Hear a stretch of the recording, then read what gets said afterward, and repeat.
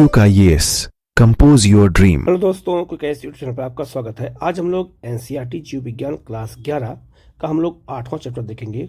कोशिका जीवन की इकाई है। कोशिका के कौन कौन से अंग होते हैं, कौन कौन से उनके कार्य होते हैं, कोशिका कितनी प्रकार की होती है, कोशिका सिद्धांत क्या होता है, इन सब के बारे में हम लोग यहाँ पर डिटेल में देखेंगे। तो आप लोग चैनल को सब्सक्राइब कर लीजिएगा, बेल आइकन को प्रेस कर लीजिएगा, जिससे इस तक क्लास आपको लगातार मिलती रहे। हम लोग शुरू करते हैं सीधे लेसन की ओर। ये एनसीईआरटी क्लास 11 बायो का 8वां चैप्टर है, कोशिका जीवन की इकाई। जो कोशिका है, हमारा पूरा शरीर अरबों कोशिकाओं का बना है। तो आज के चैप्टर में हम लोग कोशिका को देखेंगे। कोशिका के कौन कौन से अंग होते हैं, कौन कौन से उनके कार्य होते हैं, यहाँ से क्वेश्चन हमेशा पूछा जाता है। ठीक है, कोशिका क्या होती है, कोशिका सिद्धांत क्या होता है, कोशिका का समग्र अध्ययन करना है। प्रोकैरियोटिक कोशिकाएं क्या होती हैं, यूकैरियोटिक कोशिकाएं क्या होती हैं, यहाँ सबसे क्वेश्चन बार बार पूछा जाता है। कोशिका के कौन कौन से अंग होते हैं, सबको हम यहाँ पे डिटेल में देखेंगे। तो आप लोग वीडियो को पूरा देखिएगा। कहीं कोई डाउट हो तो आप कमेंट करके पूछेगा, उसका जवाब आपको दिया जाएगा। हम लोग शुरू करते हैं। लिखा हुआ है आपका, जब आप अपने चारों ओर देखते हैं तो जीव तथा निर्जीव दोनों आप पाते हैं। आप अवश्य आश्चर्य करते होंगे और अपने आप से पूछते होंगे कि ऐसा क्या है जिस कारण जीव जीव कहलाते हैं और निर्जीव जीव नहीं हो सकते हैं। ऐसा क्या होता है जो निर्जीव होते हैं और दूसरा एक सजीव होते हैं। इस जिज्ञासा का उत्तर तो केवल यही होता है कि जिस जीवन की आधारभूत इकाई जीव कोशिका की उपस्थिति और अनुपस्थिति होती है। ठीक है, तो जिनमें कोशिका नहीं होती है उसे निर्जीव कह सकते हैं। ठीक है, सभी जीवधारी कोशिकाओं से बने होते हैं। इनमें से कुछ जीव एक कोशिका से बने होते हैं, जिन्हें हम एक कोशिकीय जीव कहते हैं, जबकि अगर देखा जाए दूसरे हमारे जैसे अनेक कोशिकाओं से मिलकर बने होते हैं, जिन्हें हम बहुकोशिकीय जीव कहते हैं। तो हमारे पृथ्वी पर एक कोशिकीय जीव और बहुकोशिकीय जीव दोनों पाए जाते हैं। हमें दोनों के बारे में यहाँ पर समझना है और जानना है। लिखा हुआ है कि कोशिका क्या है, तो लिखा है कोशिकीय जीवधारी स्वतंत्र अस्तित्व यापन व जीवन के सभी आवश्यक कार्य करने में सक्षम होते हैं। तो जो कोशिकीय जीवधारी होते हैं वो स्वतंत्र अस्तित्व बना के रखते हैं और अपना जीवन यापन करते हैं और जीवन के सभी आवश्यक कार्य वो करने में सक्षम होते हैं। कोशिका के बिना किसी का भी स्वतंत्र जीव अस्तित्व नहीं हो सकता है। इस कारण जीव के सभी के लिए अगर देखा जाए तो कोशिका ही मूलभूत, अगर देखा जाए तो संरचनात्मक और क्रियात्मक इकाई होती है। तो याद रखना, किसी भी जीव के लिए जो कोशिका होती है वो उसकी संरचनात्मक इकाई होती है और उसके जो फंक्शन होते हैं क्रियात्मक इकाई, दोनों का काम कौन करता है, ये कोशिकाएं करती हैं। आगे लिखा है आपका, जो है एंटोवान जो है ल्यू वेन हॉक ने पहली बार कोशिका को देखा और इसका वर्णन किया था। तो कोशिका के जो है जनक इनको ही माना जाता है। ये क्वेश्चन भी कई बार एग्जाम में आया हुआ है। आगे लिखा हुआ है आपका, रॉबर्ट ब्राउन ने बाद में केंद्रक की खोज की थी। तो कोशिका के अंदर एक केंद्रक होता है जिसको अभी आगे हम बताएंगे आपको। तो उसकी खोज किसने किया था, रॉबर्ट ब्राउन ने किया था। ये भी क्वेश्चन आया हुआ है। सूक्ष्मदर्शी की खोज और बाद में उसके सुधार के बाद जो आपका फेजक जो है स्टॉर्न और इलेक्ट्रॉनिक जो आपका देखा जाए सूक्ष्मदर्शी, एक इलेक्ट्रॉन सूक्ष्मदर्शी होता है, द्वारा कोशिका की विशिष्ट संरचना का अध्ययन संभव हो सका। तो जब सूक्ष्मदर्शी दूरबीन का आविष्कार हुआ तब जो है कोशिका की एक एक संरचना के बारे में हमें डिटेल में मालूम चल गया कि उसमें क्या क्या चीजें पाई जाती हैं। ठीक है, हम लोग आगे बढ़ते हैं। अब हम कोशिका सिद्धांत के बारे में जानेंगे। तो लिखा है 1838 में जर्मनी के वनस्पति वैज्ञानिक मैथियस जो है स्लाइडेन ने बहुत सारे पौधों के अध्ययन के बाद पाया कि ये पौधे विभिन्न प्रकार की कोशिकाओं से मिलकर बने होते हैं। तो कोशिकाओं से पौधे भी बने होते हैं और जंतु भी बने होते हैं जो पौधों में ऊतकों का निर्माण करते हैं। तो जो कोशिकाएं होती हैं इनके समूह को क्या कहते हैं, ऊतक अर्थात टिश्यू कहते हैं, उसी से मिलकर के बने होते हैं। लगभग इसी समय जो 1839 में एक ब्रिटिश जो है प्राणी वैज्ञानिक थियोडोर स्वान ने विभिन्न जंतु कोशिकाओं के अध्ययन के बाद पाया कि कोशिकाओं के बाहर एक पतली परत मिलती है जिसे आजकल जीव द्रव्य झिल्ली कहते हैं। तो कोशिकाओं में याद रखना जीव द्रव्य झिल्ली भी पाई जाती है, इसके बारे में भी आगे बताया गया है। इस वैज्ञानिक ने पादप ऊतकों के अध्ययन के बाद पाया कि पादप कोशिकाओं में कोशिका भित्ति मिलती है। तो याद रखना, जो एक अगर पौधे और आपका जीव जंतुओं के अगर हम कोशिकाओं में एक अंतर जो सबसे महत्वपूर्ण है वो कोशिकाओं में कोशिका भित्ति का पाया जाना, जिसे हम पेड़ पौधे का जो छिलका होता है जो ऊपर का, उसे हम कोशिका भित्ति कह सकते हैं। ठीक है, जो इसकी विशेषता है, उपरोक्त आधार पर स्वान ने अपनी परिकल्पना रखते हुए बताया कि प्राणियों और वनस्पतियों का शरीर जो है कोशिकाओं और उनके उत्पाद से मिलकर के बना होता है। तो ये बहुत महत्वपूर्ण चीज है, ठीक है। तो जो कोशिकाओं से ही मिलकर के ये चीज बना होता है। आगे लिखा है आपका, स्लाइडेन और स्वान ने संयुक्त रूप से कोशिका सिद्धांत को प्रतिपादित किया। यह क्वेश्चन कई बार एग्जाम में आया हुआ है कि जो है कोशिका सिद्धांत जो है किसने प्रतिपादित किया था, तो स्लाइडेन और स्वान ने। यद्यपि इसका सिद्धांत यह बताने में असफल रहा कि नई जो है कोशिकाओं का निर्माण कैसे होता है। कोशिका सिद्धांत तो इन्होंने दिया, लेकिन नई कोशिकाओं का निर्माण कैसे होता है जो है स्लाइडेन और स्वान ने बताने में असमर्थ रहे। पहली बार जो है किसने, तो याद रखना, रडोल्फ जो है आपका ब्रिचो ने स्पष्ट किया कि कोशिका विभाजित होती है और नई कोशिकाओं का निर्माण पूर्व स्थित कोशिकाओं के विभाजन से होता है। तो नई कोशिकाओं का जन्म कैसे होता है, कोशिका के विभाजन से होता है।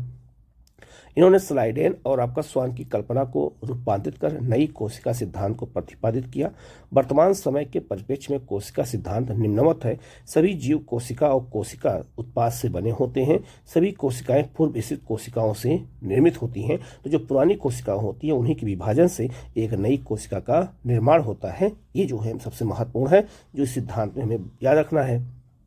अब हम जानेंगे कोशिका का समग्र अध्ययन, अवलोकन करेंगे। हम लोग अध्ययन करेंगे कि कोशिका में कौन कौन से अंग पाए जाते हैं, उनके क्या काम है। ये सारे क्वेश्चन एग्जाम में आते हैं। तो लिखा है, आरंभ में आप प्याज के छिलके और या मनुष्य की गाल की कोशिकाओं को सूक्ष्मदर्शी से देख चुके होंगे। तो प्याज के छिलके में जो होते हैं उनमें छोटी छोटी कोशिकाएं होती हैं, ठीक है। उनकी संरचना का स्मरण करें, मतलब उनको याद करें। प्याज की कोशिका जो एक प्रारूपी पादप कोशिका है, जिसके बाहर सतह पर एक अस्पष्ट कोशिका भित्ति और इसके भीतर ठीक जो है नीचे कोशिका झिल्ली होती है। मनुष्य की गाल की कोशिका के संगठन में बाहर की तरफ केवल एक झिल्ली संरचना जो है निकलती दिखाई पड़ती है। प्रत्येक कोशिका के भीतर एक सघन झिल्ली युक्त संरचना मिलती है, ठीक है। इसे केंद्रक कहते हैं, ठीक है। तो प्रत्येक कोशिका के भीतर एक सघन झिल्ली नुमा संरचना जो मिलती है उसे क्या कहते हैं, हम केंद्रक कहते हैं। तो केंद्रक बहुत महत्वपूर्ण है कोशिका में। ये भी एक कोशिका का अंग होता है, ये भी हम जानेंगे। इस केंद्रक में जो आपका गुणसूत्र क्रोमोसोम होता है। तो केंद्रक में क्या होता है, गुणसूत्र पाए जाते हैं, हम क्रोमोसोम कह सकते हैं उसे। ये भी क्वेश्चन एग्जाम में आया हुआ है। जिसमें आनुवंशिक पदार्थ डीएनए होता है। याद रखना, जो आपका क्रोमोसोम होता है, गुणसूत्र होते हैं केंद्रक में, उसी में डीएनए आपका पाया जाता है, जो आनुवंशिक पदार्थ होता है, जो एक पीढ़ी से दूसरी पीढ़ी में जाता है। जिस कोशिका में झिल्ली युक्त केंद्रक होता है उसे हम यूकैरियोटिक, और जिसमें झिल्ली युक्त केंद्रक नहीं मिलता है उसे हम प्रोकैरियोटिक कहते हैं। तो यूकैरियोटिक और प्रोकैरियोटिक कोशिकाएं क्या होती हैं, आपको पता चल गया। आगे लिखा है, दोनों यूकैरियोटिक और आपका प्रोकैरियोटिक कोशिकाओं में इसके आयतन को घेरे हुए एक अर्ध तरल आव्यूह मिलता है, जिसे कोशिका द्रव्य कहते हैं। दोनों पादप और जंतु कोशिकाओं में कोशिकीय क्रियाओं हेतु कोशिका द्रव्य एक प्रमुख स्थल होता है। कोशिका की जीव अवस्था जो है संबंधित विभिन्न रासायनिक अभिक्रियाएं यही संपन्न होती हैं। तो कोशिका की जितनी भी जीवन अवस्थाएं होती हैं सब यहीं पर संपन्न हो जाती हैं, जो आपका किसमें कोशिका द्रव्य एक प्रमुख अंग होता है। यूकैरियोटिक कोशिका में एक केंद्रक के अतिरिक्त अन्य झिल्ली युक्त विभिन्न संरचनाएं मिलती हैं, जो कोशिकांग कहलाती हैं। तो प्रोकैरियोटिक कोशिकाओं में सब कुछ सारे अंग लगभग पाए जाते हैं, जबकि जो है उसमें नहीं पाए जाते हैं। जैसे आपका अंतःप्रादित जालिका होती है, इसमें सूत्र कणिकाएं होती हैं जिसे माइटोकॉन्ड्रिया कहते हैं। हम सूक्ष्म काय जो है माइक्रोबॉडी होती है। गल्जी जो है सम्मिश्रण पाया जाता है इसमें। रसधारी प्रोकैरियोटिक कोशिका में झिल्लीयुक्त कोशिकाओं का अभाव होता है। तो झिल्लीयुक्त कोशिकाएं नहीं पाई जाती है किसमें, प्रोकैरियोटिक कोशिकाओं में। ये भी क्वेश्चन एग्जाम में आया हुआ है, ये भी हमें अच्छे से जानकारी होनी चाहिए, ठीक है। अब यहाँ पर देख सकते हैं अलग अलग चीज़ों को यहाँ पर अलग अलग कोशिकाओं के माध्यम से दिखाया गया है। यहाँ पे लिखा भी है कि विभिन्न प्रकार के आकार की कोशिकाओं का चित्र यहाँ दिखाया गया है। जैसे तंत्रिका कोशिका का आप देख सकते हैं, ये तंत्रिका कोशिका का है चित्र, ठीक है। ये आपका अगर देखा जाए तो ऊपर देख सकते हैं और भी बहुत सारे अंगों के चित्र यहाँ दिखाए गए हैं। जैसे आप देख सकते हैं जो आपका आरबीसी लाल रुधिर जो आपका कोशिकाएं होती हैं, श्वेत रुधिर कोशिकाएं होती हैं, ठीक है। इसके अलावा आपका स्तंभाकार उपकला कोशिकाएं होती हैं। तो सारी कोशिकाएं कौन कौन सी होती हैं सबको यहाँ पर मैप के माध्यम से समझाया गया है कि आप इसको समझ करके इसको आप अच्छे से याद कर सकते हैं, ठीक है। आगे बढ़ते हैं। लिखा हुआ है आपका यूकैरियोटिक और प्रोकैरियोटिक दोनों जो कोशिकाओं में झिल्ली रहित जो है अंगक राइबोसोम मिलते हैं। तो याद रखना, राइबोसोम भी एक महत्वपूर्ण अंग होता है किसमें, कोशिका में, वो भी बहुत महत्वपूर्ण काम करता है। उसके बारे में भी आगे हम डिटेल में देखेंगे। आगे लिखा है, कोशिका के भीतर राइबोसोम केवल कोशिका द्रव्य में ही नहीं बल्कि दो अंगों हरित लवक में, पौधों में और सूत्र कणिका जिसे हम माइटोकॉन्ड्रिया कहते हैं और जो है खुरदरी अंतर्जैविक जालिकाओं में भी मिलते हैं। अब आपसे पूछा जाएगा राइबोसोम कोशिका में कहाँ कहाँ पाए जाते हैं, तो याद रखना ये कहाँ कहाँ पाए जाते हैं। तो याद रखना, कोशिका के भीतर राइबोसोम जो है केवल कहाँ पाया जाता है, कोशिका द्रव्य में ही नहीं पाया जाता है, इसके अलावा तो कोशिका द्रव्य में पाया जाता है, इसका हरित लवक में, पौधों में पाया जाता है और माइटोकॉन्ड्रिया में भी पाया जाता है और आपका खुरदरी अंतर्जैविक जालिकाओं में पाया जाता है। राइबोसोम कई जगह पाई जाती है। यही सारे क्वेश्चन एग्जाम में कई बार आते हैं तो गलत हो जाते हैं। आगे लिखा है, जंतु कोशिकाओं में झिल्ली रहित तारककाय केंद्रक जैसे कई जो है अन्य अंगक मिलते हैं जो कोशिका विभाजन में सहायता करते हैं। तो कोशिका विभाजन में सहायता करते हैं, इसलिए हमें इनको बारे में अच्छे से जानकारी होनी चाहिए। आगे लिखा हुआ है, ये भी बहुत महत्वपूर्ण है, कोशिका की माप अगर देखा जाए तो कोशिकाएं माप, आकार और कार्य की दृष्टि से जो है काफ़ी भिन्न होती हैं, जिसे अभी हम आगे चित्र में देखेंगे। सबसे छोटी कोशिका जो आपको किसकी होती है, माइक्रोप्लाज्मा की होती है। ठीक है, कितना होती है, 0.3 माइक्रोमीटर होती है लंबाई की, जबकि जीवाणु जो होते हैं बैक्टीरिया में 3 से 5 माइक्रोमीटर की होती है। पृथक की गई सबसे बड़ी कोशिका शुतुरमुर्ग के अंडे के समान होती है। शुतुरमुर्ग जो आकार देखा जाए, शुतुरमुर्ग का अंडा का जो है कोशिका सबसे बड़ी होती है। बहुकोशिकीय जीवधारियों में मनुष्य की जो है लाल रक्त कोशिका का व्यास लगभग जो है कितना होता है, 7.0 माइक्रोमीटर होता है। तंत्र जो कोशिकाएं होती है सबसे लंबी कोशिकाओं में होती हैं, जो है बिंबाकार जो है बहुभुजी स्तंभी आपका जो है घनाभ धागे की तरह, और यह जो है असमकृत प्रकार की होती है। कोशिकाओं का रूप उनके कार्य के अनुसार भिन्न हो सकता है। तो सबकी कोशिकाओं को आपने देखा था, तो हर कोशिका की जो है कितना माइक्रोमीटर होती है, ये भी एग्जाम में पूछा जा सकता है 2-4 के बारे में। तो हमें इनके बारे में याद रखना, सबसे बड़ी जो है कोशिका किसकी होती है कोशिकाएं, तो हमें याद रखना है तंत्र की कोशिकाएं सबसे लंबी कोशिकाओं में से एक होती हैं। हमें ये बात याद रखना है, ठीक है, क्योंकि यही सारे क्वेश्चन एग्जाम में आपसे पूछे जाएंगे। ठीक है, हम लोग आगे बढ़ते हैं। अब यहाँ देख सकते हैं आपका कि जो है कोशिकाओं के जो है जैसे जीवाणु कोशिकाएं हैं, यहाँ पे आपका विषाणु की कोशिकाएं हैं, तो सबकी कोशिकाओं के आकार भी यहाँ पे आप देख सकते हैं दिए गए हैं, और कोशिका के कौन कौन अंग होते हैं इसके बारे में हम डिटेल में और अच्छे से जानेंगे, तो हमारे समझ में और चीज़ें और अच्छे से आएंगी। ठीक है, अब हम आगे बढ़ते हैं। लिखा है आपका प्रोकैरियोटिक कोशिकाएं। तो प्रोकैरियोटिक कोशिकाएं क्या होती हैं, तो लिखा है प्रोकैरियोटिक कोशिकाएं जो है जीवाणुओं में पाई जाती हैं, नीलहरित शैवालों में पाई जाती हैं, माइक्रोप्लाज्मा में पाई जाती हैं, और आपका जो किसमें, तो जो है यूरो आपका जो आपका निमोनिया समजीव मिलते हैं उसमें पाई जाती हैं। ये भी बहुत महत्वपूर्ण है कि क्वेश्चन आ सकता है कि जो है ये प्रोकैरियोटिक कोशिकाएं किन में पाई जाती हैं, तो जीवाणु, नीलहरित शैवाल और आपको माइक्रोप्लाज्मा, ये तीनों बहुत महत्वपूर्ण है, इनको आपको याद रखना पड़ेगा। ठीक है, सामान्यतः ये यूकैरियोटिक कोशिकाओं से बहुत छोटी होती हैं, क्योंकि यूकैरियोटिक कोशिकाएं बड़ी होती हैं और प्रोकैरियोटिक कोशिकाएं क्या होती हैं, छोटी होती हैं और काफ़ी तेज़ी से विभाजित होती हैं। माप का आकार काफ़ी भिन्न होती हैं। जीवाणु के 4 मूल आकार होते हैं, डंडाकार, गोलाकार और कोषाकार और आपका सर्पिल। ये 4 प्रकार की जो है क्या होते हैं, जीवाणुओं के जो है क्या पाए जाते हैं, कोशिकाएं पाई जाती हैं। उनके मूल आधार होते हैं जिनको यहाँ अलग अलग करके दिखाया गया है। ठीक है, आगे बढ़ते हैं।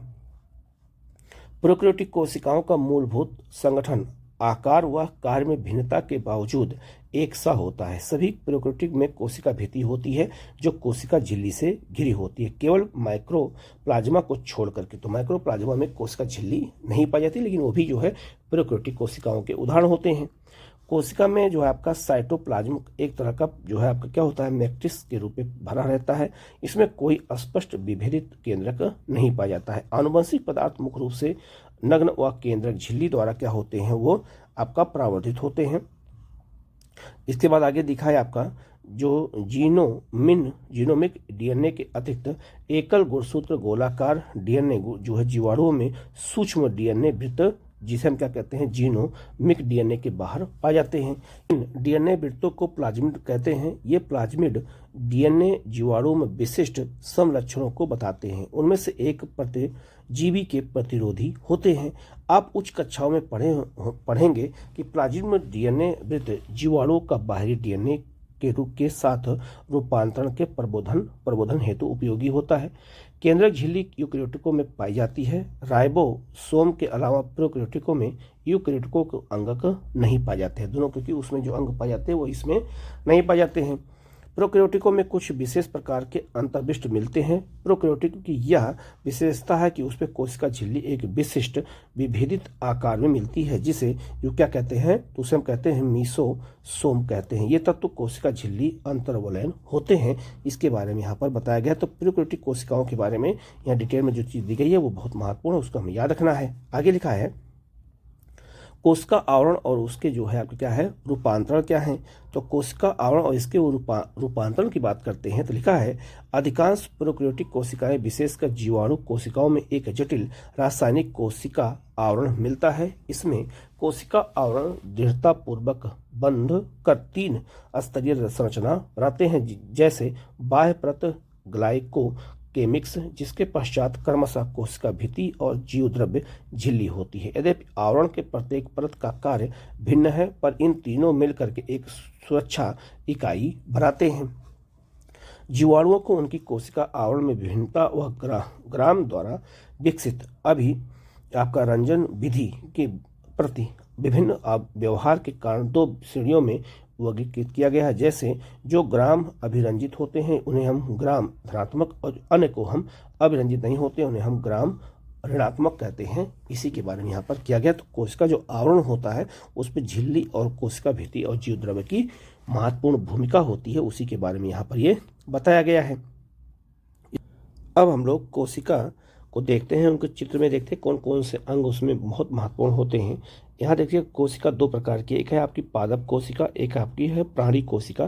तो दोनों में कुछ अंतर होता है। क्या अंतर होता है, अगर सबसे पहले हम जो अगर देखते हैं तो पादप कोशिकाएं क्या क्या होती है, उसमें कौन कौन से अंग होते हैं। यहाँ से क्वेश्चन हमेशा एग्जाम में पूछा जाता है, इसलिए हमें इसको जानकारी होनी चाहिए।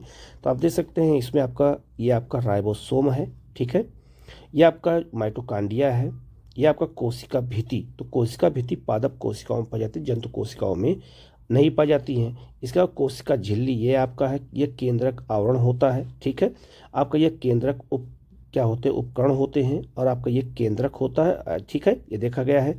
इसके अलावा अगर हम बात करते हैं तो आपका कोशिका द्रव्य क्या होता है, आपको ये दिया गया है। और हरित लवक क्या होता है, आपको ये, जिससे पौधों की पत्तियां हरी होती हैं। तो लवक जो है बहुत इंपॉर्टेंट है, हरित लवक ये बहुत इंपॉर्टेंट है, ये क्वेश्चन एग्जाम में आया हुआ है। तो कौन कौन से अंग हैं यहाँ पे आप दे सकते हैं, ये आपका पादप कोशिकाओं को दिखाया गया है। अगर हम जंतु कोशिकाओं की बात करते हैं तो आप देख सकते हैं जंतु कोशिकाओं में भी आपका कोशिका द्रव्य पाया जाता है। इसमें जो आपका माइटोकॉन्ड्रिया पाया जाता है, राइबोसोम पाया जाता है, इसके ऊपर ऑक्सीसोम पाया जाता है, तारककाय पाए जाते हैं, इसमें गल्जी जो उपकरण पाए जाते हैं, केंद्रक आवरण, केंद्रिका पाया जाता है, केंद्रक पाए जाते हैं, सब वही पाया जाता है। इनमें कोशिका भित्ति नहीं पाई जाती है।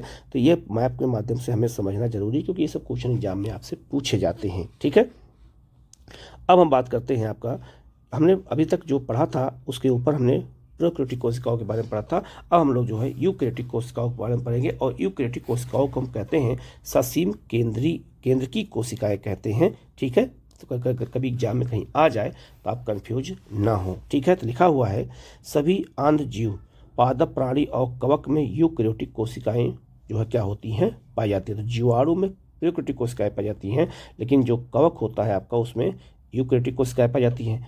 यूकैरियोटिक कोशिकाओं में झिल्लीदार अंगकों की उपस्थिति के कारण कोशिका द्रव विस्तृत कक्षयुक्त प्रतीत होता है। यूकैरियोटिक कोशिकाओं में झिल्लीमय केंद्रक आवरण युक्त व्यवस्थित केंद्रक मिलता है।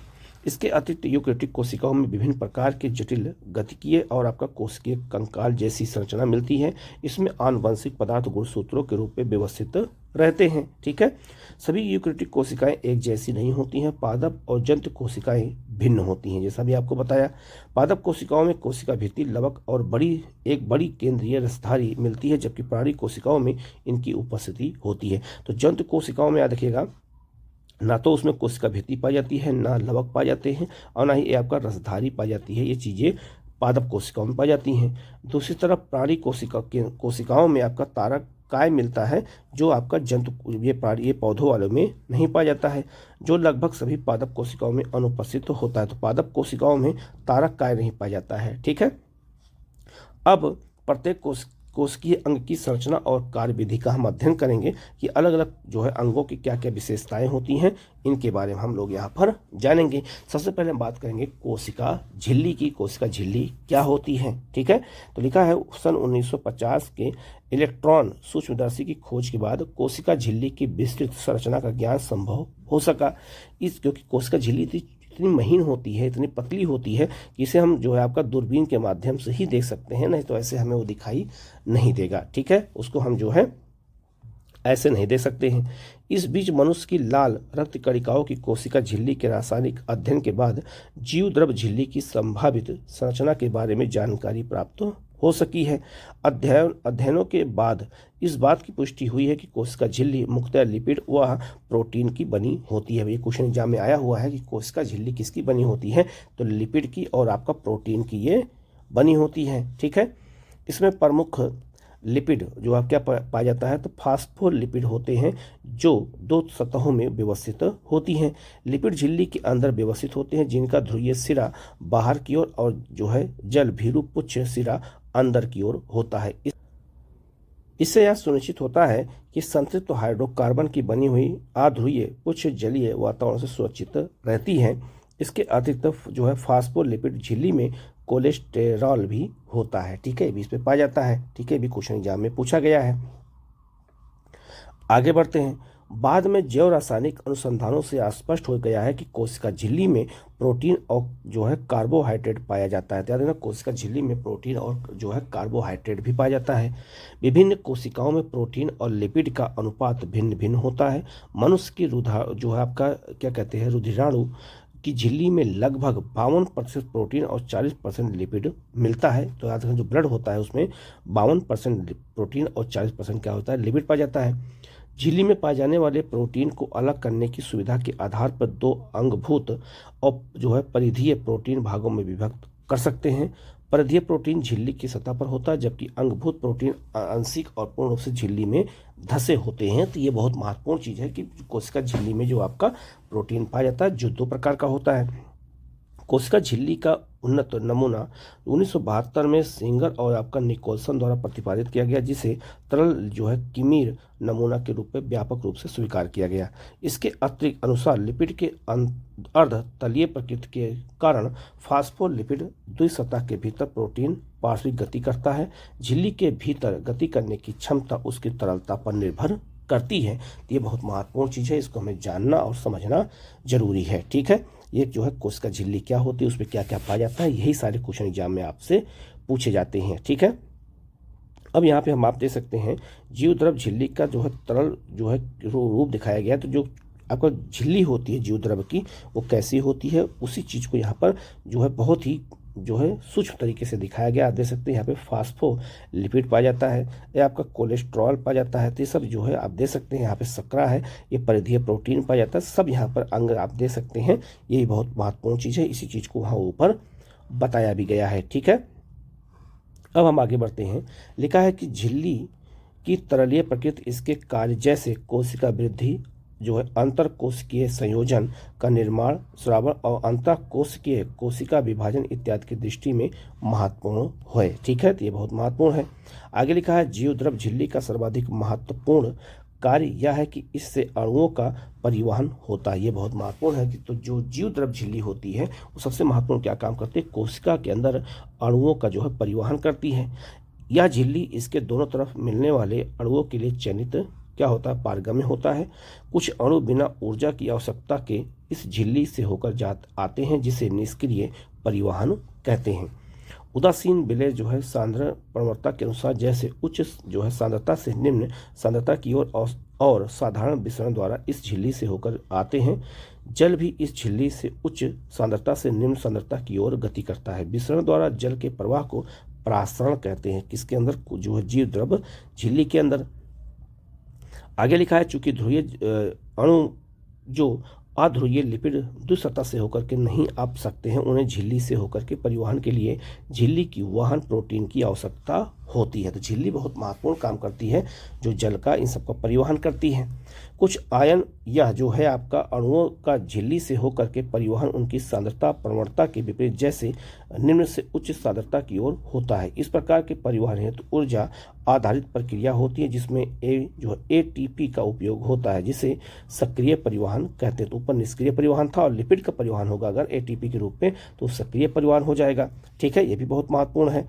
आगे लिखा है यह एक पंप के रूप में कार्य करता है, जैसे सोडियम आपन और आपका पोटेशियम आपन पंप होता है, वैसे ये भी काम करता है। ठीक है, अब हम बात करते हैं कोशिका झिल्ली किसे कहते हैं। तो याद रखना, कोशिका झिल्ली केवल किसमें पाई जाती है, तो ये पौधों में पाई जाती है, पादप में पाई जाती है, ये जंतु कोशिकाओं में नहीं पाई जाती है। तो लिखा है आपको याद ही होगा कि कवक व पौधों की जीव द्रव झिल्ली के बाहर पाए जाने वाले दृढ़ निर्जीव आवरण को कोशिका भित्ति कहते हैं। तो कोशिका भित्ति को जो पौधों की कोशिकाएं होती हैं उसको सुरक्षा देती है, जो निर्जीव आवरण होता है। ठीक है, कोशिका भित्ति कोशिका को केवल क्या करती है, सुरक्षा देती है, ये बहुत महत्वपूर्ण है। तो यांत्रिक हानियों और संक्रमण से रक्षा ही नहीं करती है, बल्कि क्या करती है, वो कोशिका के बीच आपसी संपर्क बनाए रखने और अवांछनीय बृहद अणुओं के लिए अवरोध प्रदान करती है, जो आपका पौधों जो है उसके अंदर नहीं आ पाते हैं। ठीक है, कोशिका के अंदर। तो याद एक तरह से क्या करती है, कोशिका की सुरक्षा करती है। शैवाल की कोशिका भित्ति सेलुलोज, आपका ग्लेस्ट्रेंस और आपका मेमांस और खनिज जैसे कैल्शियम कार्बोनेट की बनी होती है। तो यार शैवाल की जो कोशिका भित्ति होती है वो सेलुलोज की बनी होती है। इसके अलावा और बहुत सारी चीज़ें पाई जाती हैं, जबकि दूसरे पौधों में सेलुलोज, हेमी सेलुलोज और आपका पेक्टिन और प्रोटीन की बनी होती है। तो केवल शैवाल है जिसमें जो है इन सब की बनी होती है, जबकि अन्य में देखा जाए तो सेलुलोज हो गया, आपका हेमी सेलुलोज हो गया, आपका पेक्टिन हो गया और प्रोटीन की बनी होती हैं। ये भी बहुत माइनर जो है अंतर है, इसको भी हमें अच्छे से याद रखना होगा। नव पादप कोशिकाएं मतलब नए पौधों की कोशिका भित्ति में स्थित प्राथमिक भित्ति में वृद्धि की क्षमता होती है, जो कोशिका की परिपक्वता के साथ घटती जाती है और इसके साथ कोशिका के भीतर की तरफ द्वितीय भित्ति का निर्माण होने लगता है। तो एक भित्ति के बाद द्वितीय भित्ति बनने लगती है। आगे भी मैप पे हम देखते भी हैं। मध्य पटलिका मुख्यतः कैल्शियम आपका पेक्टेट की बनी होती है, सतह होती है, जो आसपास की कोशिका जब विभिन्न कोशिकाओं को आपस में चिपकाए और जो है पकड़े रहती है। कोशिका भित्ति और मध्य जो है पटलिका में जीवद्रव तंतु होते हैं, याद रखना, ये आड़े तिरछे रूप में स्थित होते हैं, जो आसपास की कोशिका द्रव जो आपका द्रव को जोड़े रखते हैं। तो ये होता क्या है, जरा इसको हम अगर मैप पर देखते हैं तो हमें अच्छे से ये समझ में आ जाएगा। तो अंतर्द्रव्य जलिया ये जालिका है, ये आप देख सकते हैं। यहाँ पे एक चीज़ जो सबसे इंपॉर्टेंट चीज़ है वो केंद्रक और जो है उसके अंदर क्या क्या चीज़ें पाई जाती है वो चीज़ें यहाँ पे बताया गया है। अंतर जो आपका झिल्लिका तंत्र में ये बहुत महत्वपूर्ण है। और याद रखना, जो कोशिका भित्ति होती है वो बहुत ही महत्वपूर्ण होती है, पौधों का वो महत्वपूर्ण भाग माना जाता है। तो अब अंतः जो आपका झिल्लिका तंत्र होता है उसके अगर बारे में हम इस मैप पर देखते हैं तो इस मैप पे हमें चीज़ें बहुत स्पष्ट जो है नज़र आती हैं कि क्या क्या चीज़ें इसमें होती हैं। तो आप देख सकते हैं इसमें जो है आप देख सकते हैं राइबोसोम के छोटे छोटे अणु बने इसमें जो है अणु जो है लगे हुए हैं। चिकनी जो है अंतर्द्रवी जलीय जालियाँ होती हैं। आपका एक खुरदरी अंतर जो है द्रव्य जालियाँ होती हैं। आपका केंद्रक छिद्र होता है ये, और आपका ये बीच वाला केंद्रक होता है। तो इसके बारे में भी हमें अच्छे से जानकारी होनी चाहिए। ठीक है, अब यहाँ देख सकते हैं लिखा है कि अंतर झिल्लिका तंत्र क्या होता है। तो लिखा होता है झिल्लीदार अंग कार्य और संरचना के आधार पर एक दूसरे से काफ़ी अलग होते हैं। इसमें बहुत से ऐसे होते हैं जिनके कार्य एक दूसरे से जुड़े रहते हैं और इन्हें अंततः झिल्लिका तंत्र के अंतर्गत रखते हैं। इस तंत्र के अंतर्गत अंतर्द्रव्य जलिका जो है गल्जिकाय, लयनकाय और रसधारी अंग आते हैं। सूक्ष्म कणिका माइटोकांड्रिया, हरित लवक और जो है पर ऑक्सीसोम के कार्य उपरोक्त अंगों से संबंधित नहीं होते, इसलिए इन्हें अंतः जो है झिल्लिका तंत्र के अंतर्गत नहीं रखते हैं। ये भी बहुत महत्वपूर्ण चीज़ है, इसको हमें याद रखना होगा। यही सारे क्वेश्चन एग्जाम में आपसे पूछे जाते हैं। अब आते हैं अंतःद्रव्य जलिका क्या होती हैं। ठीक है, ये भी देख लेते हैं। तो लिखा हुआ है इलेक्ट्रॉन सूक्ष्मदर्शी से अध्ययन के पश्चात यह पता चला है कि यूकेरियोटिक कोशिकाओं के कोशिका द्रव में चपटे आपस में जुड़े थैली युक्त छोटी जो है नलिका अवत जालिका तंत्र बिखरा रहता है, जिसे अंतर्द्रवी जालिका कहते हैं। प्रायः राइबोसोम अंतर्द्रवी जालिका के आपका बाहरी सतह पर चिपके रहते हैं, जैसा अभी आपने देखा था, जिसे अंतर्द्रवी जालिका के सतह पर राइबोसोम मिलते हैं, उन्हें हम खुरदरी अंतर्द्रवी जालिका कहते हैं। राइबोसोम की अनुपस्थिति पर अंतर्द्रवी जालिकाएं चिकनी लगती हैं, ठीक है। अगर उसमें राइबोसोम नहीं पाया जाता है तो चिकनी लगती हैं, अतः इसे चिकनी अंतर्द्रवी जालिकाएं कहते हैं, जहाँ पे राइबोसोम नहीं पाया जाता है। जो कोशिकाएं प्रोटीन संश्लेषण और स्राव से सक्रिय भाग लेती हैं, उनमें खुरदरी अंतराद्रवी जालिका बहुतायत से मिलती है। ये काफ़ी फैली हुई और केंद्रक के बाह्य झिलिका तक होती हैं। चिकनी अंतर्द्रवी जालिकाएं प्राणियों में लिपिड संश्लेषण के मुख्य स्थल होते हैं, ये भी बहुत महत्वपूर्ण है। और लिपिड की भांति क्या कहते हैं स्टेरॉयडल हार्मोन चिकने अंतर्द्रवी जालिकाओं में पाए जाते हैं, ये होते हैं, ये भी बहुत महत्वपूर्ण चीज़ है, इसको हमें अच्छे से याद रखना है, ठीक है। अब सबसे पहले हम लोग गल्जी उपकरण देख लेते हैं। ये गल्जी उपकरण है जिसको यहाँ पे आगे हमें अभी पढ़ना है, ठीक है। तो आप देख सकते हैं ये बिल्कुल कोशिका पर आपका केंद्रक के साथ लगा होता है, उसी चीज़ को यहाँ पर ये दिखाया गया है। अब यहाँ पे इसी के बारे में यहाँ पर आपका डिटेल में लिखा भी गया है। तो लिखा गया है आपका गल्जी उपकरण क्या होते हैं। तो लिखा है कि मिलो गल्जी 1898 ने पहली बार केंद्रक के पास घनी रंजित जालिकावर्त संरचना तंत्रिका कोशिका में देखी थी, जिन्हें बाद में उन्होंने नाम दिया था गल्जी काय नाम दिया था, ठीक है। उन्हीं के नाम पर इनका उपकरण का नाम पड़ गया। यह बहुत सारी चपटी डिस्क आकार की थैली या कुंड से मिल करके बनी होती, जिसका व्यास 0.5 माइक्रोमीटर से लेकर के 1 माइक्रोमीटर तक होता है। ये एक दूसरे के समानांतर ढेर के रूप में मिलते हैं, जिसे जालिका काय कहते हैं। गल्जी काय में कुंडों की संख्या अलग अलग होती है। गल्जी कुंड केंद्रक के पास सकेंद्रित व्यवस्थित होते हैं, जिसमें निर्माणकारी सतह और परिपक्व सतह होती है, उसी के बारे में बताया गया है। अंगक सिस और ट्रांस सतह पूर्णतः अलग होते हैं, लेकिन आपस में ये जुड़े भी होते हैं, ठीक है। आगे लिखा है गल्जी काय का मुख्य कार्य द्रव को क्या होता है अन्वेषित कर अंतर कोशिकीय लक्ष्य तक पहुंचाना या कोशिका के बाहर श्रवण साबित करना होता है। संवेष्टित द्रव प्रवद्रवी जालिका से आपका पुटिका के रूप में गल्जी काय के शीर्ष सिरे से क्या होते संग्रहित होकर के ये परिपक्व सतह की ओर गति करते हैं। इससे स्पष्ट है कि गल्जी काय का अंतर्द्रवी जालिका से निकटतम संबंध होता है। अंतर्द्रवी जालिका पर उपस्थित राइबोसोम द्वारा प्रोटीन का संश्लेषण होता है, ये भी बहुत महत्वपूर्ण है, जो गल्जी काय के ट्रांस सिरे से निकलने से पूर्व उसके कुंड में रूपांतरित हो जाते हैं। और गल्जी काय आपका ग्लाइको प्रोटीन और ग्लाइको लिपिड निर्माण का प्रमुख स्थल होता है। ये सबसे महत्वपूर्ण है इस पूरे चैप्टर में, जो हमें याद रखना है कि गल्जी काय ग्लाइको प्रोटीन और आपका ग्लाइको लिपिड का निर्माण करते हैं। ये क्वेश्चन एग्जाम में आया भी है, इसको हमें याद रखना है। अब आते हैं, याद रखना लयन काय क्या होता है, इसको हम इंग्लिश में कहते हैं, साइंस की में उसमें नाम क्या है इसका नाम है आपका लाइसोसोम होता है। ये क्या होता है, यह झिल्ली पुटिका की संरचना होती है जो आपका संवेष्ट विधि द्वारा गल्जी काय में बनते हैं। पृथकीकृत आपका देखा जाए तो लयन काय पुटिकाओं में सभी प्रकार की जल अपघटनीय एंजाइम जैसे हाइड्रो आपका लेजेज, आपका लाइपेसेज और आपका प्रोटो एसेज और कार्बोहाइड्रेट एसेज मिलते हैं, जो अल्पीय परिस्थितियों में सर्वाधिक सक्रिय होते हैं। ये एंजाइम कार्बोहाइड्रेट, प्रोटीन और लिपिड, न्यूक्लिक अम्ल आदि के पाचन में सक्षम होते हैं। ये भी बहुत महत्वपूर्ण है, जो आपका कोशिका का महत्वपूर्ण अंग होता है।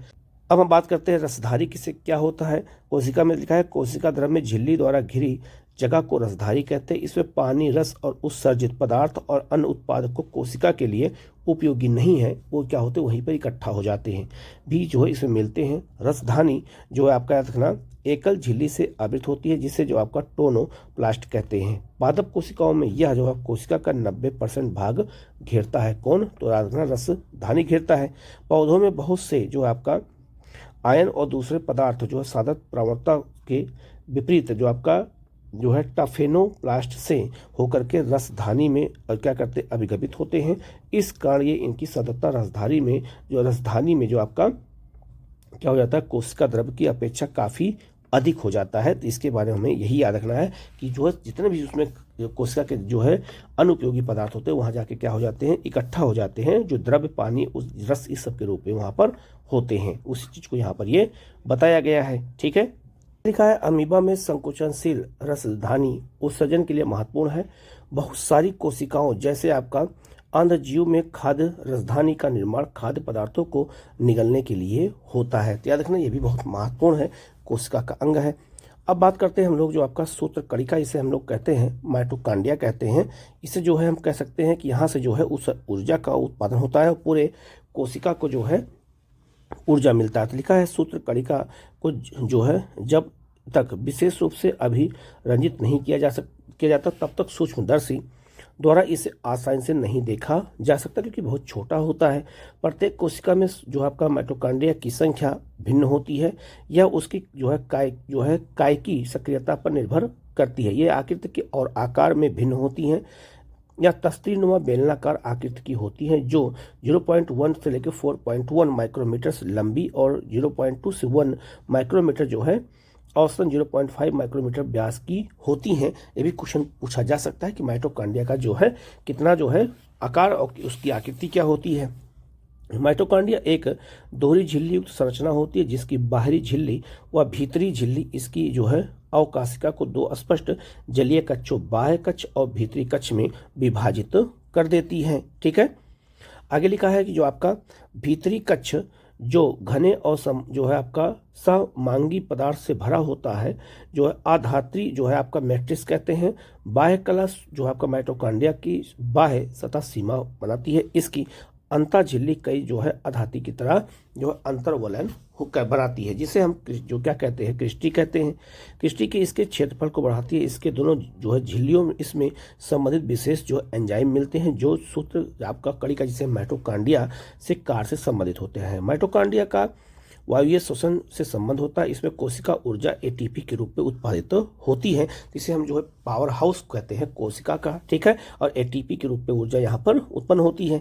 इस कारण से माइटोकांड्रिया को कोशिका का शक्ति गृह कहते हैं, पावर हाउस कहा जाता है। यह क्वेश्चन कई बार आया होगा, आपने जो है अलग अलग पेपरों में आप लोगों ने जरूर इसको देखा होगा, पढ़ा भी होगा। माइटोकांड्रिया के जो है आधात्री में एकल वृत्ताकार डीएनए अणु और कुछ आरएएन जो है राइबोसोम्स जो है तथा प्रोटीन संश्लेषण के लिए आवश्यक घटक मिलते हैं। माइटोकांड्रिया विखंडन द्वारा विभाजित होती है, ये भी हमें याद रखना है। और ये आपका ये माइटोकांड्रिया का ये आपका जो है चित्र यहाँ पे दिया गया, आप इसको देख सकते हैं। माइटोकांड्रिया कोशिका के अंदर होती है, ये पावर हाउस कहलाता है। यही सबसे महत्वपूर्ण इसका जो है क्वेश्चन है जो आपसे पूछा गया है। अब बात करते हैं हम लोग जो आपका लिपिड्स क्या होता है, जिसे हम लवक कहते हैं। इसी से पौधों के अलग अलग रंग होते हैं, इसके बारे में देख लेते हैं। लिखा है लवक सभी पदार्थ कोशिकाओं और जो है कुछ प्रोटोजोआ जैसे आपका यूग्लिना में मिलते हैं। ये आकार में बड़े होने के कारण सूक्ष्मदर्शी से आसानी से दिखाई पड़ते हैं। इसमें विशिष्ट प्रकार के वर्णक मिलने के कारण पौधे भिन्न भिन्न रंग के दिखाई पड़ते हैं। जो पौधों के रंग अलग अलग दिखते हैं वो आपका जो आपका प्लाजिस्ट के कारण होता है, लवक के कारण होता है। विभिन्न प्रकार के वर्णकों के आपका आधार पर जो है आपका देखा जाए तो लवक कई तरह के होते हैं। हरित लवक कहते हैं, वर्णी लवक कहते हैं और अवर्णी लवक कहते हैं। तो 3 प्रकार के लवक होते हैं, इनको हमें याद रखना होगा। ये भी क्वेश्चन एग्जाम में आया हुआ है। ठीक है, आगे दिया है हरित लवकों में पर्णहरित जो है आपका वर्णक और जो आपका कैरोटीनाइट वर्णक मिलते हैं, जो प्रकाश संश्लेषण के लिए आवश्यक प्रकाशीय ऊर्जा को संचित रखने का कार्य करते हैं। ये भी बहुत महत्वपूर्ण है। वर्णी लवकों में वसा विलय जो आपका कैरोटीनाइड वर्णक जैसे आपका कैरोटीन या आपका क्या कहते हैं जेलोथिल वो क्या कहते हैं जैथोफिल और अन्य दूसरे मिलते हैं। इसी कारण पादपों में पीले नारंगी लाल रंग दिखाई पड़ते। तो जो नारंगी हो गया, सेब हो गया, पपीता हो गया, या इनके जो अलग अलग कलर होते हैं वो इसी कारण होते हैं। अवर्णी लवक विभिन्न आकृति और आकार के रंगहीन लवक होते हैं जिसमें खाद्य पदार्थ संचित होते हैं। ठीक है, जो है आपका मंड लवक में मड के रूप में कार्बोहाइड्रेट संचित होता है, जैसे आलू। जो आपका तेल लवक में तेल और वसा जो है प्रोटीन लवक में प्रोटीन का भंडारण होता है। तो लवक के अपने अपने काम होते हैं, पौधे को रंग निर्धारित करते हैं, उनके कलर जो है कलर अलग अलग होते हैं और उनमें जो है खाद्य पदार्थ संचित होते हैं। उसी चीज़ को यहाँ पर बताया गया है। आगे लिखा है कि हरे पौधों के अधिकतर हरित लवक पत्ती की पण मध्यों तक कोशिकाओं में पाए जाते हैं। हरित लवक जो है आपका लेंस के आकार के, अंडाकार, गोलाकार, चक्री के और फीते के आकार के अंगक होते हैं, जो विभिन्न लंबाई 5 से 10 माइक्रोमीटर से और चौड़ाई 2 से 4 माइक्रोमीटर तक होते हैं। इनकी संख्या भिन्न हो सकती है, जैसे प्रत्येक कोशिका में 1 से लेकर के 20 से 40 प्रति कोशिका जो है पर्णमध्यों तक कोशिकाएं हो सकती हैं। ये उसी चीज को बताया गया है। आगे लिखा है हरित जो आपका जो हरित लवक होता है कहाँ कहाँ पाया जाता है, तो लिखा है माइटोकांड्रिया। माइटोकांड्रिया की तरह जो हरित लवक जो है आपका द्विझिल्ली युक्त होते हैं। ये भी उपरोक्त दो में से इनकी भीतरी जो है लवक झिल्ली अपेक्षाकृत कम पारगम्य होती है। हरित लवक के अंतर झिल्ली से घिरे हुए पदार्थ के स्थान को पीठिका जो स्ट्रोमा कहते हैं और पीठिका से चिपटे झिल्ली युक्त थैली जैसे संरचना जो संगठित होती है, जिसे क्या कहते हैं, थाइलेकोलाइड कहते हैं। ठीक है, थाइलेकोलाइड सिक्कों के चट्टानों की तरह भांति रूप में मिलते हैं, जिसे ग्रेना कहा जाता है। या ग्रेना आप दे सकते हैं। ये सिक्कों की तरह जो है इकट्ठा होकर रखे हुए हैं। ये कहाँ पाए जाते हैं, हरित लवक भी पाए जाते हैं। अंतर्ग्रेना थाइलेकोलाइड जो है कोलाइड कहते हैं। इसके अलावा कई चपटी झिल्ली युक्त नालिकाएं जो ग्रेना के विभिन्न थाइले आपका कोइड को जोड़ती हैं, उसे पीठिका जो है पट्टिका लाई कहते हैं। थाइले आपका कोइड की झिल्ली एक रिक्त स्थान को घेरती है। इसे अवकोशिक जो है जो क्या कहते हैं, अवकाशिका कहते हैं। और हरित लवक की पीठिका में बहुत एंजाइम मिलते हैं जो कार्बोहाइड्रेट और प्रोटीन संश्लेषण के लिए आवश्यक है। इसमें छोटा द्विलड़ी और आपका वृत्ताकार डीएनए अणु और राइबोसोम मिलते हैं। हरित लवक जो है किसके, तो याद रखना थाइलेकोइड में उपस्थित होते हैं। और हरित लवक में पाए जाने वाला राइबोसोम कोशिका द्रव्य राइबोसोम से छोटा होता है। ये भी बहुत महत्वपूर्ण। अब यहाँ आप देख सकते हैं हरित लवक का एक एक चीज को यहाँ पर आपको बना हुआ बताया गया है। ठीक है, अब बात करते हैं राइबोसोम क्या होता है। लिखा है जॉर्ज पैलेड ने 1953 में इलेक्ट्रॉन सूक्ष्मदर्शी द्वारा सघन कणिकामय संरचना राइबोसोम को सर्वप्रथम देखा था। यह राइबो न्यूक्लिक अम्ल और प्रोटीन के बने और किसी भी झिल्ली से घिरे नहीं रहते हैं। तो याद रखना जो राइबोसोम होता है उसमें राइबो न्यूक्लिक अम्ल और आपका प्रोटीन ये दोनों से मिल करके है ये बना होता है। ठीक है, आगे लिखा है यूकैरियोटिक राइबोसोम जो है याद रखना वो जो है 80 और प्रोकैरियोटिक राइबोसोम जो 70 प्रकार के होते हैं। प्रत्येक राइबोसोम में याद रखना उप जो है इकाइयां बड़ी और छोटी होती हैं, जहां पर एस जो है क्या है, तो स्वेडवर्ग इकाई और अवसादन गुणक को प्रदर्शित करता है। यह अपरोक्ष के रूप में आकार और जो आपका घनत्व को व्यक्त करता है। जो दोनों इकाइयों का अलग अलग आकार है उसी चीज को यहाँ पर ये बताया गया है। इसी के बारे में ये यहाँ पर जानकारी दी गई है। अब यहाँ देख सकते हैं राइबोसोम की संरचना कैसे होती है, तो उसी चीज को यहाँ दिखाया गया है। बड़ी उप इकाई और छोटी उप इकाई क्या होती है। अब आते हैं, लिखा है आपका साइटोपंजर क्या होता है। तो लिखा है आपका प्रोटीन युक्त विस्तृत जालिका बद्ध तंत्र को कोशिका द्रव्य में मिलता है, उसे साइटोपंजर कहते हैं। कोशिका में मिलने वाला साइटोपंजर के विभिन्न कार्य जैसे यांत्रिक सहायता, गति और कोशिका के आकार को बनाए रखने में उपयोगी होता है। उसी चीज को बारे में यहाँ पर यह बताया गया है। अब आगे बढ़ते हैं, लिखा है आपका पश्चाभ और आपका कसाव जो है कसाभिका क्या होती है। इसे हम जो सीलिया आपका फ्लेजिया कहते हैं। ये क्या होता है इसके बारे में देख लेते हैं। तो लिखा है आपका जो है पच्छाभिकाय जो एक वचन पच्छाभ और कसाभिकाय एक वचन कसाभिका जो है रोम सदृश कोशिका झिल्ली पर मिलने वाली अपवृद्धि होती है। ये कहाँ पाई जाती है, कोशिका झिल्ली में पाई जाती है। पच्छाभ एक छोटी संरचना जो है आपका चप्पू की तरह जो है कार्य करती है, जो कोशिका को या उसके चारों ओर की तरफ मिलने वाले द्रव की गति में सहायक होती है। ठीक है, आगे बढ़ते हम लोग। आगे लिखा है इलेक्ट्रॉन सूक्ष्मदर्शी अध्ययन से पता चलता है कि पश्चाभ और कसाभिका जीवद्रव्य झिल्ली से ढके होते हैं और इनके कोर को जो अच्छे सूत्र कहते हैं, जो कई जो आपका सूक्ष्म जो है नालिकाओं का बना होता है, जो लंबे अक्ष के समानांतर स्थित होते हैं। अक्ष सूत्र के केंद्र में एक जोड़ा सूक्ष्म नलिका मिलती है, जो है 9 दिक् आर्य परिधि की ओर जो है व्यवस्थित सूक्ष्म नालिकाएं होती हैं। अच्छ सूत्र का सूक्ष्म नालिका की इस व्यवस्था को जो है 9+2 प्रणाली कहते हैं। केंद्रीय नालिका जो आपका सेतु द्वारा जुड़े हुए और केंद्रीय आवरण द्वारा ढके होते हैं, जो परिधीय दिक् के प्रत्येक नालिका को आर्य दंड द्वारा जोड़ते हैं। इस प्रकार के 9 आर्य जो है आपका छड़ बनती है।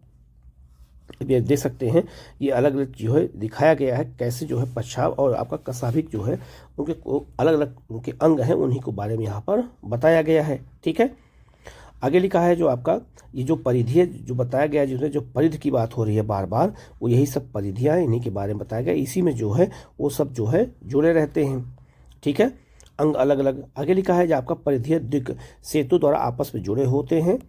दो पश्चाव और आपका जो है कसाभिका तारक केंद्र सदिश संरचना के बाहर निकलते, जिसे हम जो है आधारिकाय कहते हैं। ठीक है, अब आते हैं तारक काय और जो है तारक केंद्रक क्या होता है, इसके बारे में भी हम देख लेते हैं। ये भी जो है कोशिका का महत्वपूर्ण अंग होता है। तो लिखा है आपका तारक काय वह अंगक है जो 2 बेलनाकार संरचना से मिलकर के बना होता है, जिसे तारक केंद्र कहते हैं। यह अक्रिस्टलीय परिकेंद्रीय द्रव्य से घिरा होता है। दोनों तारक केंद्र तारक काय में एक दूसरे से लंबवत स्थित होते हैं, जिसमें प्रत्येक संरचना की बैलगाड़ी के पहिए जैसी होती है, और तारक केंद्र संख्या में 9 समान दूरी पर स्थित परिधि आपका ट्यूब्यूलिन सूत्रों से बने होते हैं।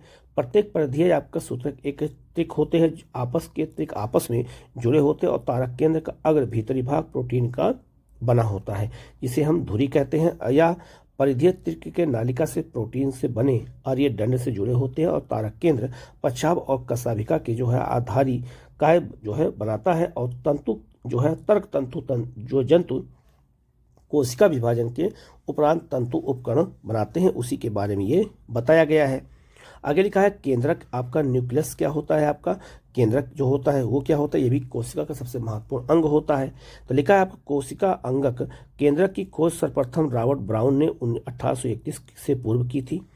बाद में फ्लेमिंग ने केंद्रक से मिलने वाले पदार्थ को क्षारीय अंग से रंजित हो जाता है, उसे जो है वह क्रोमोटीन नाम दिया। अंतरकाल अवस्था केंद्रक कोशिका केंद्रक जिसका विभाजन नहीं हो सकता है, तो कोशिका केंद्रक का विभाजन नहीं होता है। ठीक है, अत्यधिक फैली हुई और विस्तृत केंद्रीय प्रोटीन तंतु की बनी होती है। कौन केंद्रक होता है, जिसे क्रोमोटीन कहते हैं। केंद्रीय जो है आधात्री में एक या अधिक गोलाकार संरचनाएं मिलती, जिसे केंद्रित कहते हैं। इलेक्ट्रॉन सूक्ष्मदर्शी अध्ययन से यह स्पष्ट होता है कि केंद्रक आवरण 2 समानांतर झिल्लियों से बना होता है, जिनके बीच 10 से 50 नैनोमीटर तक रिक्त स्थान पाया जाता है, जिसे जो है परिकेंद्रीय और जो है अवकाश कहते हैं। यह आवरण केंद्रक में मिलने वाले द्रव्य वह कोशिका द्रव्य के बीच अवरोध का काम करता है, और बाह्य झिल्ली सामान्यतः अंतःद्रवी जालिका से सतत रूप से जुड़ी रहती है। वह इस पर राइबोसोम भी जुड़े होते हैं। निश्चित स्थानों पर केंद्रक आवरण छिद्र जो है बनने के कारण विच्छिन्न हो जाता है। तो केंद्रक जो है ये पूरे कोशिका के अलग अलग जो है क्या कहते हैं अलग अलग अंगों को जो है जोड़ता है।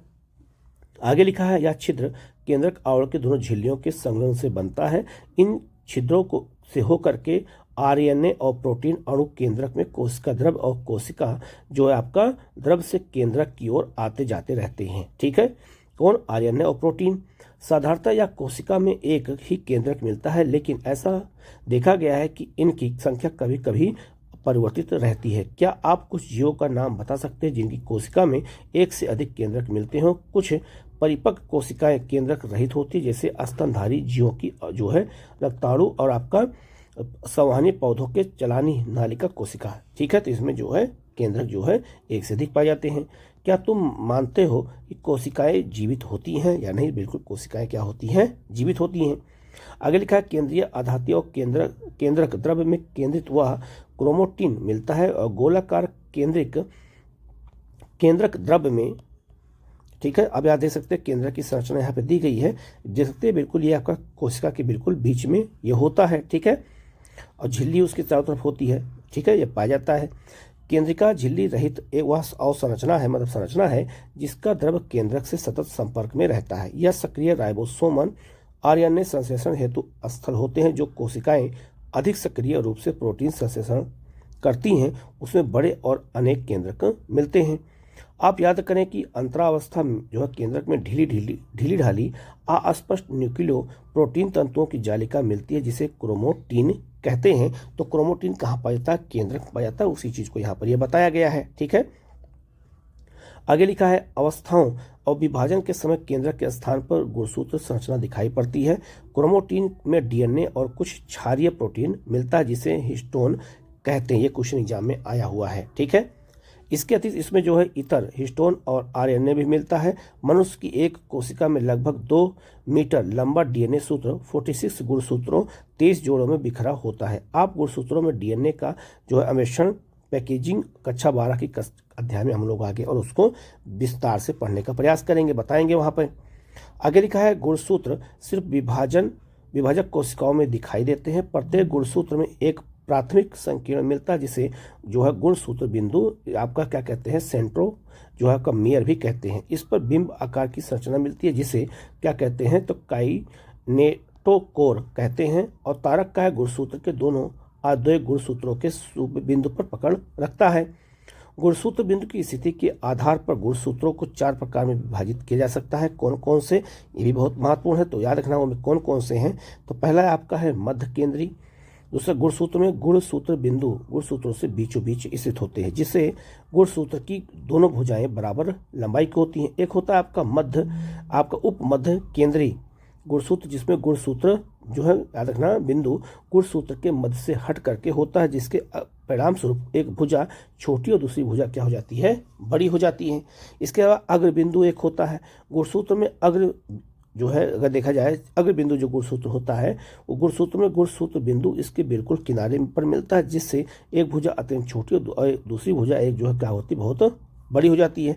जबकि एक अंतः केंद्रीय गुणसूत्र होता है। गुणसूत्र में गुणसूत्र बिंदु गुणसूत्र के शीर्ष पर स्थित होता है। ये उसी चीज को यहाँ पर बताया गया। अब आप यहाँ मैप के माध्यम से इनको देख सकते हैं। गुणसूत्र के अलग अलग जो अवस्थाएं होती हैं ये उसी चीज को यहाँ पर अलग अलग दर्शाया गया। अब आप देख सकते हैं चारों स्टेज यहाँ पर अलग अलग बने हुए हैं, आप देख सकते हैं। ठीक है, सबको यहाँ पर नंबर 1, नंबर 2, नंबर 3, नंबर 4 तो सबको यहाँ पर अलग अलग करके बताया गया। इसी चीज को यहाँ पर हमें समझना है। ठीक है, ये बहुत महत्वपूर्ण जो इस एनसीईआरटी था मैंने बता दिया है।